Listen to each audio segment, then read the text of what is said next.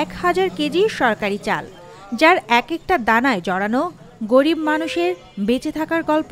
অথচ সেই চালই যখন কালোবাজারে বিক্রি হয়, তখন প্রশ্ন ওঠে, কারা আসলে এই দুর্নীতির পেছনে?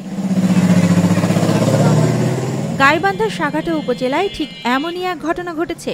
20 মে দুপুরে বোনারপাড়া খাদ্য গুদাম থেকে 17 বস্তা OMS চাল উত্তোলন করেন স্থানীয় ডিলার আফজাল হোসেন, যিনি আবার বোনারপাড়া ইউনিয়ন আওয়ামী লীগের সভাপতি হিসেবেও পরিচিত।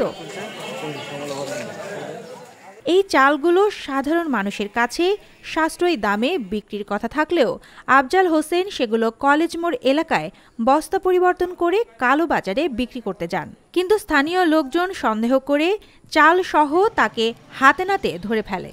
চটের বস্তা থেকে প্লাস্টিকের বস্তা আপ ডাউন হচ্ছে, মানে সরকারি বস্তা থেকে চটের বস্তাতে। হ্যাঁ বস, সেইটুকুই। খবর পেয়ে পুলিশ ঘটনাস্থলে পৌঁছে অভিযুক্ত ডিলারকে আটক করে থানায় নিয়ে যায়। বোনারপাড়া তদন্ত কেন্দ্রের ইনচার্জ আব্দুল কাইয়ুম জানান, ডিলার এবং চাল থানায় আনা হয়েছে, মামলা প্রক্রিয়াধীন। সাঘাটা উপজেলা খাদ্য নিয়ন্ত্রক ফাহাদ ইবনে সালামও জানিয়েছেন, অভিযুক্ত ডিলারের বিরুদ্ধে নিয়মিত মামলা হবে।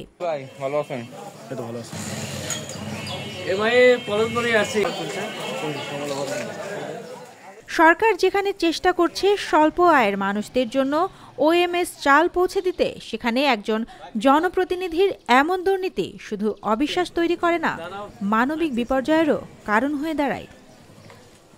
সুবর্ণা মেজাবি, দেশকাল নিউজ।